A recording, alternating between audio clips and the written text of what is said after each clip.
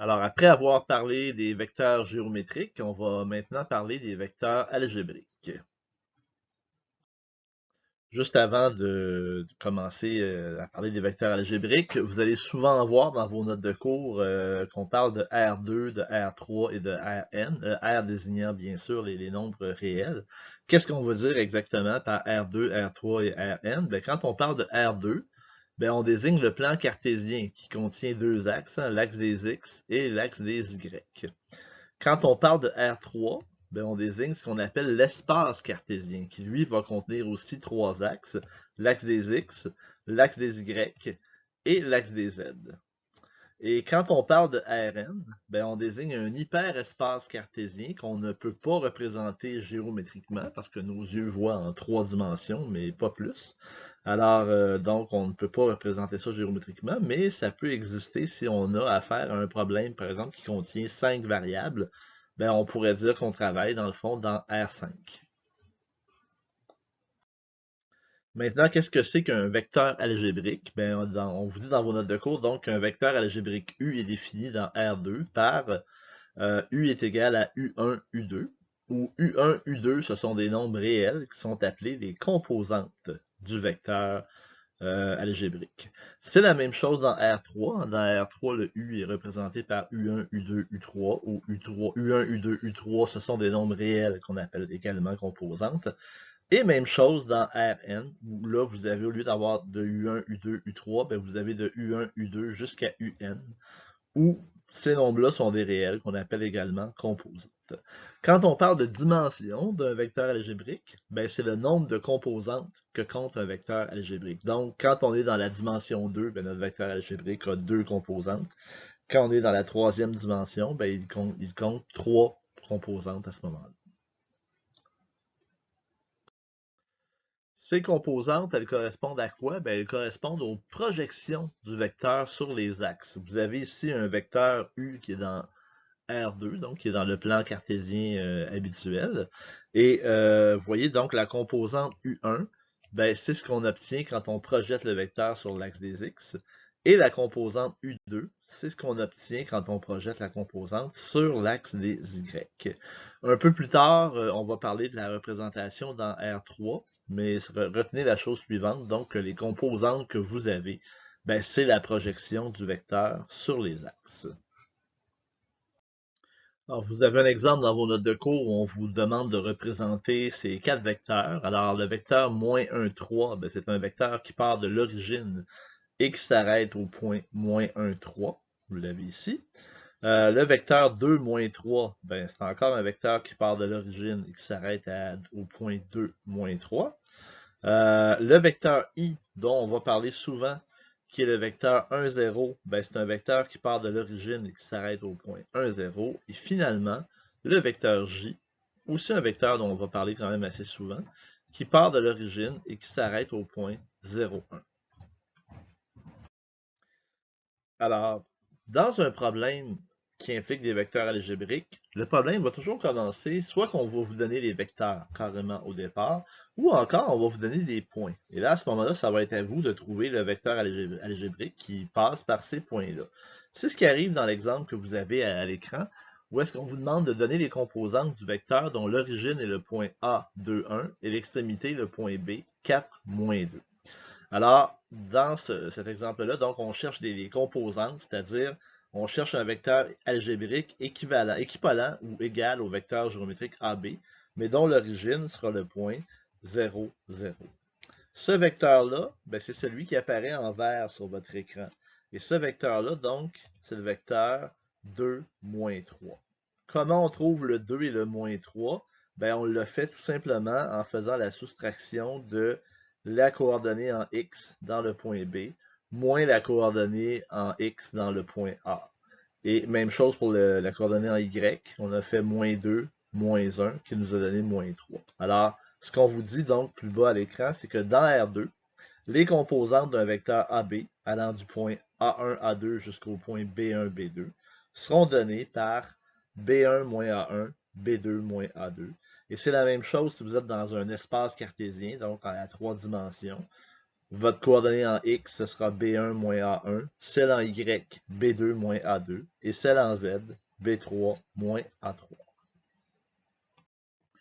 Parlons maintenant de vecteurs équivalents, donc de vecteurs égaux. Alors, deux vecteurs dans R2, deux vecteurs sont dits équivalents ou égaux si et seulement si, ben, ils ont les mêmes composantes. Donc, si U1 est égal à V1 et si U2 est égal à V2. Et c'est la même chose dans R3 et dans Rn. Il faut que les composantes correspondantes soient égales. Et à ce moment-là, on peut dire que les vecteurs sont équivalents. Allons-y d'un exemple. On vous dit soit le vecteur U qui est le vecteur 1, 2, 3 et le point P qui est le point 3, 0, 7. Alors déjà, je vous fais remarquer, il y a un vecteur et il y a un point. C'est pas la même chose. On veut déterminer le point Q, qui sera XQ, YQ, ZQ, afin que le vecteur PQ soit équivalent au vecteur U. Alors comment on va faire ça? Ben, il faut d'abord comprendre que le vecteur PQ, ben, ses composantes vont être données par XQ-3, YQ-0 et ZQ-7. Et on veut que ce soit équivalent au vecteur U, donc que ce soit égal au vecteur 1, 2, 3. Alors, ça implique que XQ-3 doit être égal à 1, donc XQ sera égal à 4. Que YQ-0 va être égal à 2, donc YQ vaut 2. Et que ZQ-7 va être égal à 3, donc ZQ va être égal à 10. Alors, le point Q, ben, ce sera le point X égale 4, Y égale 2, Z égale 10. Maintenant, on veut que ce soit le vecteur QP qui soit équivalent à U. Alors, on va résoudre de la même façon. On va dire que QP, ben, ce sera, c'est le vecteur qui part de Q, donc, et qui s'arrête à P. Donc, ce sera 3 moins XQ en X, 0 moins YQ en Y, et 7 moins ZQ en Z. Et on veut que ce soit égal à 1, 2, 3. Alors, ça veut dire que 3 moins XQ va être égal à 1, donc XQ sera égal à 2. Que 0 moins YQ va être égal à 2, donc YQ va être égal à moins 2. Et finalement, que 7 moins ZQ va être égal à 3, donc ZQ va être égal à 4. Et le point Q à ce moment-là sera le point 2, moins 2, 4. Parlons maintenant de vecteurs opposés. Donc, on avait dit dans les vecteurs géométriques que les vecteurs opposés, c'était des vecteurs qui avaient la même direction, mais qui avaient des sens opposés. Donc, dans R2, ben, le vecteur opposé à U qui est égal à U1, U2, ben, ce sera moins U, donc le vecteur moins U1, moins U2. Même chose dans R3, ce sera le vecteur moins U1, moins U2, moins U3. Et dans Rn, ben, ce sera moins U1, moins U2 jusqu'à moins UN. On a aussi dans les vecteurs algébriques un vecteur nul. Donc, dans R2, le vecteur nul, ben, on le note encore une fois par un O avec une flèche au-dessus, et ce sera simplement le vecteur 0, 0. Dans R3, ben, ce sera le vecteur 0, 0, 0, et dans Rn, ben, ce sera le vecteur qui aura N0 comme composante. Les vecteurs canoniques. Qu'est-ce que c'est qu'un vecteur canonique? Ben, c'est un vecteur qu'on va utiliser pour représenter d'autres vecteurs. Par exemple, dans R2, les vecteurs canoniques, ce sont les vecteurs I et J, où le vecteur I, c'est le vecteur 1, 0, puis le vecteur J, c'est le vecteur 0, 1.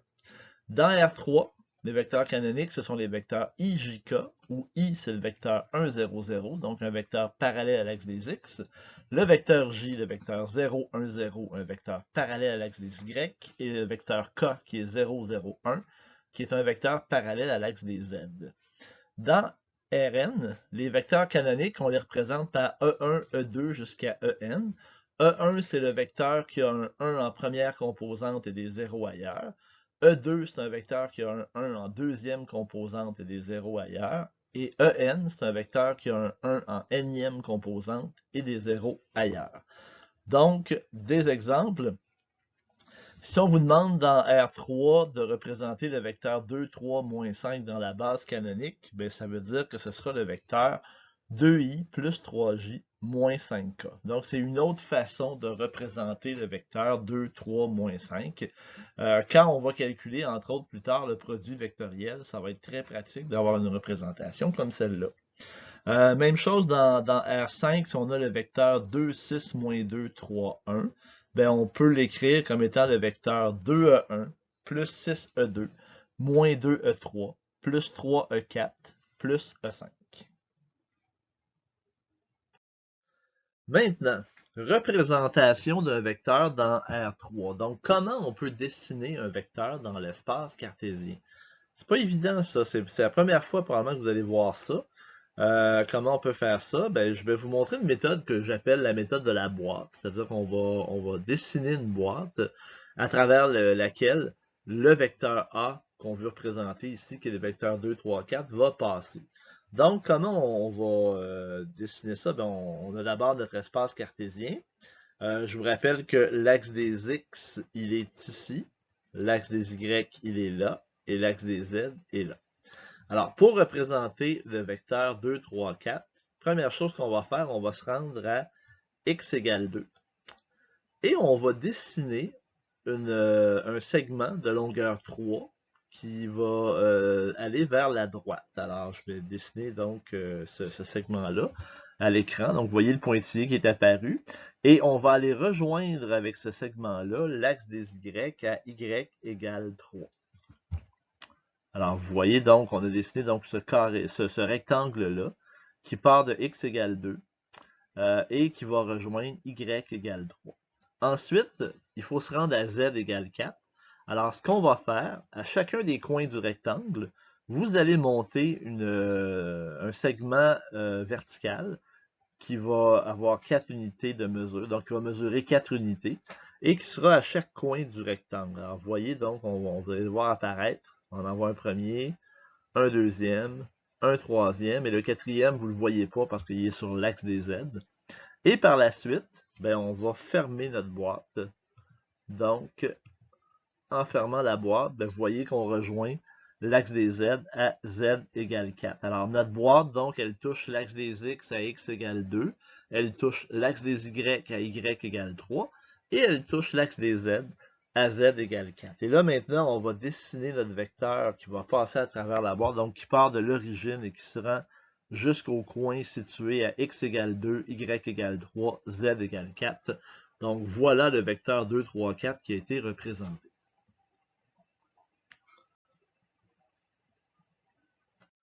On va voir d'autres exemples. On vous demande ici, dans cet exemple-là, de représenter le vecteur B, qui est le vecteur moins 2, 2, 4. Alors, pour représenter le vecteur B, ben, on va aller à l'axe des X, sur l'axe des X à moins 2. Ensuite, on va dessiner donc un segment horizontal qui va aller jusqu'à Y égale 2. Donc, vous voyez, il est apparu ici en pointillé. Et là, on va aller rejoindre notre axe des Y à Y égale 2. Alors, ça nous donne donc, ici c'est un carré parce qu'il mesure 2 unités de chaque côté. Et sur chacun des coins de ce carré, on va monter de 4 unités. Donc, vous allez voir une première fois, donc on a monté de 4 unités. Même chose aux autres coins. Encore une fois, vous ne verrez pas le quatrième coin parce qu'il est sur l'axe des Z. Et en fermant la boîte, ben, on s'en va rejoindre Z égale 4. Donc, voilà la boîte qui a été dessinée, qui passe par le point x égale moins 2, y égale, pas le point, mais qui passe par x égale moins 2, y égale 2 et z égale 4. Et encore une fois, on va dessiner un vecteur qui part de l'origine et qui va rejoindre le coin opposé de la boîte. Donc, voilà ce vecteur-là, qui est le vecteur B qu'on voulait représenter. Un autre exemple avec le vecteur C qui est le vecteur 2, moins 1, 3. Alors on s'en va encore une fois sur l'axe des X à X égale 2 et on va dessiner cette fois-là un segment de longueur 1, segment horizontal de longueur 1 qui va aller vers la gauche parce que on va aller vers Y égale moins 1. Donc vous venez de le voir apparaître, il n'est pas très évident, mais vous venez de le voir apparaître en pointillé à l'écran.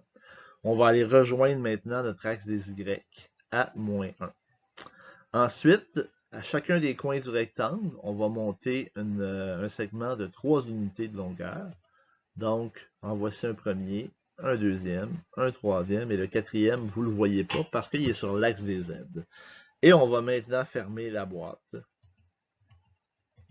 Et vous voyez cette boîte-là, donc, passe par x égale 2, y égale moins 1, z égale 3.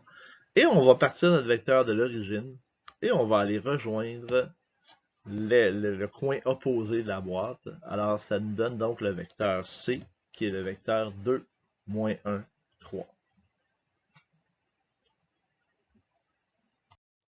Allons-y avec un dernier exemple où on va représenter le vecteur 1, 2, moins 3. Alors, première chose, on va se rendre bien sûr à x égale 1 et on va tracer un segment horizontal qui va mesurer 2 unités et qui va aller rejoindre le y égale 2.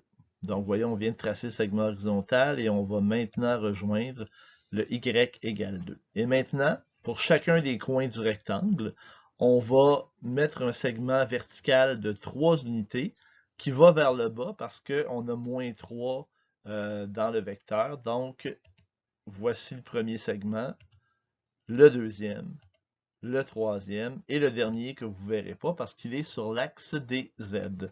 Et on va maintenant fermer la boîte. Et on va tracer le vecteur qui part de l'origine et qui s'en va jusqu'au coin opposé de la boîte. Voilà. Et vous pouvez voir que ce vecteur, ben, il touche l'axe des X à X égale 1. L'axe des Y, la boîte, en fait pas le vecteur, mais la boîte touche l'axe des X à X égale 1. Touche l'axe des Y à Y égale 2. Et touche l'axe des Z à Z égale moins 3. Donc c'est le vecteur 1, 2, moins 3. On va maintenant parler de la norme ou encore le module ou encore la longueur d'un vecteur algébrique.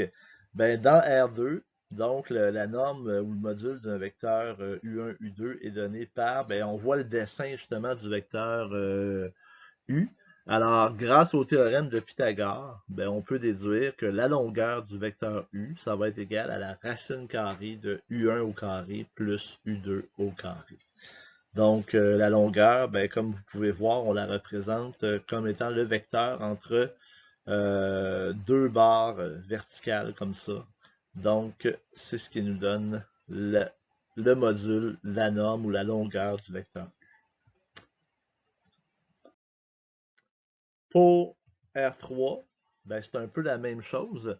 On peut voir d'abord que ben, ce vecteur-là, pour trouver la longueur de sa projection sur le plan XY, ben, on a juste à faire la racine carrée de U1 au carré plus U2 au carré grâce au théorème de Pythagore. Donc, vous voyez, donc c'est U1 au carré plus U2 au carré. Si on fait la racine carrée de ça, donc ça nous donne la longueur qui est ici. Et cette longueur-là qui est ici forme avec le segment vertical ici un angle droit.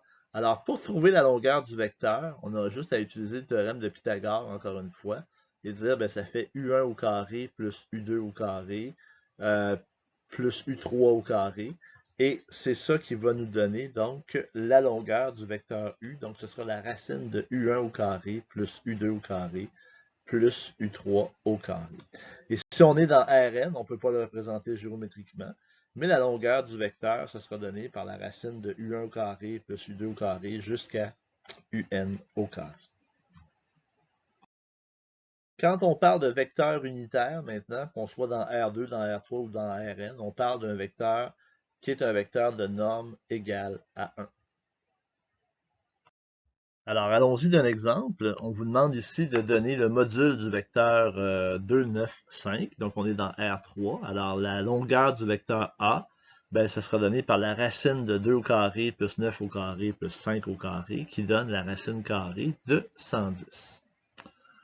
On vous demande ensuite de donner un vecteur unitaire parallèle au vecteur A. Ben, pour trouver ça, ben, comme on sait que le vecteur A est de longueur racine de 110, ben, on a juste à multiplier le vecteur par 1 sur racine de 110. Donc, on fait 1 sur racine de 110 fois le vecteur 2, 9, 5, ce qui nous donne 2 sur racine de 110, 9 sur racine de 110 et 5 sur racine de 110. Donc, c'est un vecteur qui est de longueur 1 et qui est parallèle au vecteur A. On aurait pu aussi avoir une autre réponse équivalente en multipliant par moins 1 sur racine de 110 à la place. Donc, on aurait obtenu un autre vecteur parallèle qui est à A, qui est de longueur 1, mais il aurait été le vecteur opposé à celui qu'on a trouvé précédemment. parce que chacune de ces composantes aurait été négative.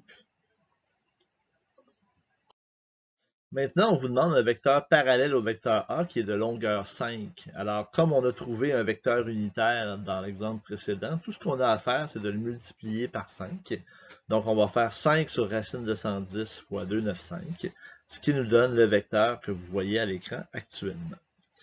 Et on nous demande de donner un autre vecteur de longueur 5 parallèle à A. Bien, on a juste à multiplier à la place par moins 5 sur racine de 110.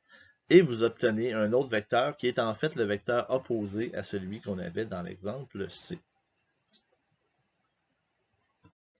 Alors, avec le contenu de cette capsule, vous êtes maintenant en mesure de compléter les exercices de la page 224, les numéros 4 à 10.